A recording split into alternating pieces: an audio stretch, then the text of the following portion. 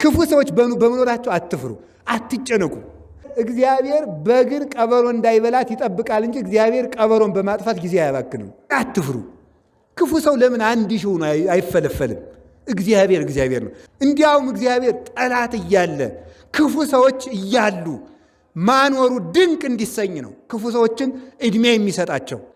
ተንኮላቸው ጫፍ እስከሚደርስ ድረስ ዝም እንደሚላቸው ማወቅ አለባቸው። እግዚአብሔር ደግሞ መጨረሻ ላይ እንደሚመጣ ማወቅ አለባቸው። ስለዚህ ክፉ ሰዎች ሲሞቱም ሲኖሩም እግዚአብሔር ሰላም ያመጣል። በሉ ሲሞቱም ሲኖሩም በሉ ምን ያደርጋል? እግዚአብሔር ሰላም ያመጣል። የማይመለሱትን ገሎ የሚመለሱትን መልሶ እግዚአብሔር ሰላም ያመጣል። እና የእግዚአብሔር መግቦት አይመረመርም የሚባለው ከዚህ የተነሳ ነው። ለምሳሌ በመጽሐፍ መነኮሳት እንደተገለጠው እግዚአብሔር አሰራሩ ተመልከቱ። አሁን እናንተ በጣም መቅረት የማትፈልጉት ለምሳሌ በመሬት ተካሳችሁ ሊሆን ይችላል። በመሬት ተካሳችሁ ከዚያ ቀጠሮ መድረስ ልትፈልጉ ትችላላችሁ። ከዚያ ቀጠሮ ያ ፋይል ወይም ሙግት እንዲያልፋችሁ ላትፈልጉ ይሆናል። ወደዚያ እየሄዳችሁ እያለ እግዚአብሔር መንገድ ላይ ሁለት ወንበዴዎች ሊገሏችሁ የሚጠብቁ ቢሆን ከዚያ በኋላ እግዚአብሔር ምን ያደርጋል? መንገድ ላይ እሾህ እንዲወጋችሁ ያደርጋል። እሾህ ወግቷችሁ ቆስላችሁ ሰዎች ተሸክመው ወደ ቤታቸው እንዲመልሷችሁ ያደርጋል። እግዚአብሔር ምን አድርግ? አይ ፈጣሪዬ ለምኜህ ነበረ እኮ መንገዴን አቅናልኝ ብዬ ነበር፣ ጉዳይን አሳካልኝ። እንዴት ዛሬ ቤተ ክርስቲያን ሄጄ ነበር እኮ ዳዊት ደግም ያለው ጸሎት አላቋረጥኩም፣ እንዴት መንገዴ ሳይሳካ ቀረ ብለን ልናዝን እንችላለን። እግዚአብሔር ግን ምን ያደርጋል? እነዚያ ሰዎች እንደሚጠብቁን ስለሚያውቅ እንዳንሞት በትንሽ መከራ ከብዙ መከራ ያሳልፋል ማለት ነው የእግዚአብሔር አሰራሩ። ስለዚህ እግዚአብሔር ትንሽ ነገርም ሲያመጣ ብዙ ነገርም ሲያመጣ በአኮቴት መቀበል የእግዚአብሔርን መግቦት መታመን ነው የሚባለው። ስለዚህ ነው። ስለዚህ እግዚአብሔር ሲገድልም አዝኖልን ነው፣ ሲያድንንም አዝኖልን ነው። መሬት ሲሰጠንም አዝኖልን ነው፣ ሲያሰድደንም አዝኖልን ነው እግዚአብሔር ማለት ነው።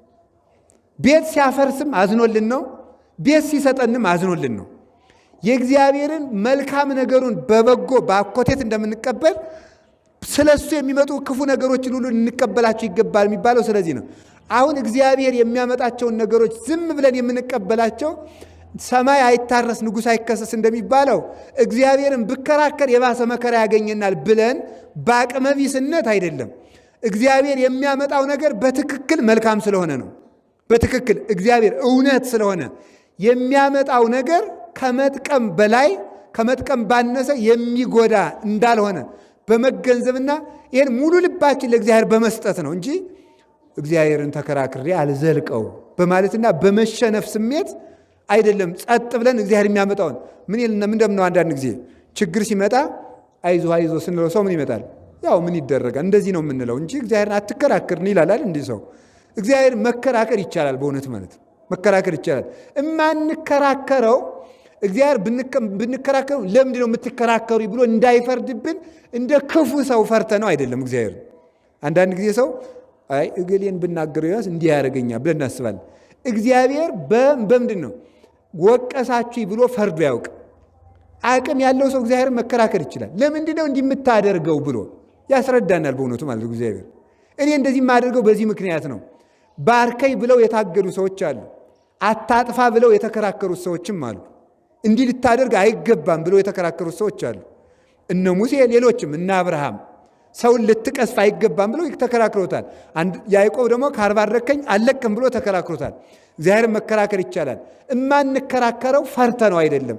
እግዚአብሔር የሚሰራው ስራ ትክክል ነው ብሎ ማመን ነው። እንዲህ ያለው ነገር ገብቷችኋል ብዬ አላስብም በእውነቱ።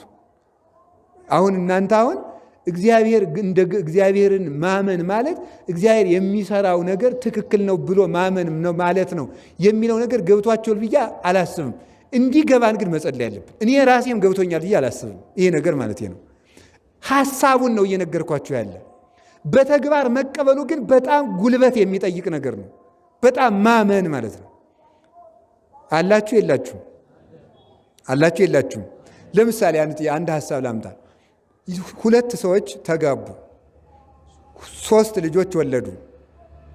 አንደኛው ልጅ አንካሳ ነው፣ አንደኛው ልጅ ሁለት አይኑ አያይም። አንደኛው ልጅ ደግሞ ሁለት እግሩ ሽባ ነው እንበል። አንደኛው ልጅ ሁለቱ ጆሮዎቹ አይሰማም። እንዲህ ያለ 3 ልጅ ወለዱ። ሴትዮይቱ ሽባው ልጅ ደግሞ የመጨረሻው ልጅ ቢሆን ትታው የሞተችው በመንፈቁ ነው። ለሰውየው ገንዘብ የለውም። እናትና አባቱ ቀድሞ ከማግባቱ በፊት የሞቱ ናቸው። ምንም መተዳደሪያ የለውም። እነዚህን ሰርታ የምታስተዳድርለት ሚስቱ ነበረች። ጥላበት ሞተች። አሁን እግዚአብሔር ትክክል ነው አይደለም? እስኪ መልሱ በሉ እንጂ መልሱ በሉ እንጂ ትክክል በሉ እንጂ ጎበዝ። ኧረ በሉ ትክክል ነው በሉ። ሲደርስ ነው በጣም የሚከብደው ማለት ነው። እንዴት ነው ይሄ ትክክል የሚሆነው ነው ጥያቄው የሚሆነው። እንዴት ሊሆን ይችላል? ለሚስቱ ቢያንስ እሺ ሰው አሁን ምንድነው የምንለው? እግዚአብሔር ስለፈቀደ ነው። እንዴት ነው እግዚአብሔር መልካም ነገርን እኮ ይፈቅዳል። እንዴት ለሰውየው ቢያንስ ሚስቱ ብትቆይለት እግዚአብሔር ደግ አይደል እንዴ ነው የምንለው ማለት ነው። እንዲያን የሚያደርግበት ፈጽሞ ሊመረመር አይቻልም በእውነቱ ማለት። አሁን ለምሳሌ ቅዱስ ጊዮርጊስ ልጇን ያዳነላት ሴት ምንድን ነበረች? ልጇ አይኑ እማያይ ነው፣ ደግሞ ሽባ ነው በእውነቱ ማለት ነው። አንደበቱ ዲዳ ነው። እንዲህ ያለ ልጅ ነው የነበራት። ከዚያ በኋላ ተመልከቱ ምንድን ነው የደረገ? እንዲህ ያለ ልጅ ወልዳ ኖረች። አሁን ሴትዮቱ ደግሞ ደግ ሰው ናት። ሰው ምንድን ነው ሊል የሚችለው? አይ እግዚአብሔር፣ ሴትዮቱ ደግ ጥሩ ክርስቲያን ለዚች አሁን ይሄን ጉድ ልጅ ይስጣት ነው የምንለው ማለት ነው። እንዴት ለእሷ ይሄን ይሰጣታል እግዚአብሔር ብለን ጥያቄ እናነሳለን። ደግሞ ግዛት ቆይ በጊዜው እግዚአብሔር ያድነዋል ይሄን ልጅ ቢባል ምን ብለን ነው የምንጠይቀው? ደግሞ ዛሬ ቢያድነው ምን ይቸግረዋል እግዚአብሔር? ተመልከቱ እንዴት እንደሆነ ይህን ነገር ላሳያችሁ። አሁን ይሄን ልጅ ቶሎ ቢያድንላት ጥሩ ነው። አሁን ለሴትዮቱ ጥሩ ነው። ኋላ ግን የበለጠ ጥሩ ነው ደግሞ። ከዚያ ምን ሆነ? ቅዱስ ጊዮርጊስን ወስደው ከዚያች ድሃ ቤት አሰሩት። አይደለም እንዴ? ከዚያች ድሃ ቤት ደግሞ ሌላ ጥያቄ አንሱ። እንግዲህ እንዲህ ብለን ማንሳት እንችላለን። እግዚአብሔር ቅዱስ ጊዮርጊስን ይወደዋል አይወደውም? ይወደዋል። ከወደደው ቢያንስ የዕለት ራት ካለበት ቤት እንዲታሰር እንዴት አያደርግም እግዚአብሔር? ይህም ደግሞ ሌላ ጥያቄ እኮ ነው ማለት ነው። ስለ እሱ ብሎ እየተሰቃየ እንግዲህ ነገስታቱ ወስደው ያሰሩት ረሃብ እንዲሞት ብለው ምንም የዕለት እንጀራ ከሌላት ከድሃ ቤት ነው ያሰሩት። ቢያንስ እግዚአብሔር የዕለት እንጀራ ካለው ቤት እንዲታሰር አያደርገው? እኛ ብንሆን በቅዱስ ጊዮርጊስ ቦታ ብላችሁ ማሰብ ነው። የምታሰር አንተን ብዬ የምገረፍ አንተን ብዬ ቢያንስ እንጀራ ያለበት ቤት አታሳስረኝም አትሉ እንላለን እኮ በእውነቱ ማለት ነው። እዚያ ቤት ወስደው አሰሩት። የሁለቱን መልካምነት እግዚአብሔር እንዴት እንዳገጣጠመው ተመልከቱ። ከዚያ በኋላ ምን አደረገ? ታሰር። ሴትዮቱ በጣም ደግ ስለሆነች ጊዮርጊስን ለምኜ ላበላ ብላ እንጀራ ልመና ሄደች። ለምና ከልጇ ዲዳነት በላይ አሁን እኛ ብኖ ምን እንላለን? ተመልከቱ። ራይ ድረስ ነው። እኛ ወገኖች ሃይማኖት ይጨምርልን እግዚአብሔር። ምን እንደምንለው ጊዮርጊስ ማለት በጊዜው በዚያ ቦታ በሊዲያ በሶሪያ ምድር ላይ በአገሩ አንደኛ ወንጀለኛ ሰው ነው። በሞቴ እንግዲህ ልብ ብላችሁ ሰው ያንን ወንጀለኛ ሰው እናንተ ቤት አምጥተው ቢያስሩት ምን እንደምትሉት? ሰውዬ ራስህን ቻል፣ እኔን ጨምረህ የወንጀለኛ ወዳጅ ልታስብለኝ ነው የምንባል።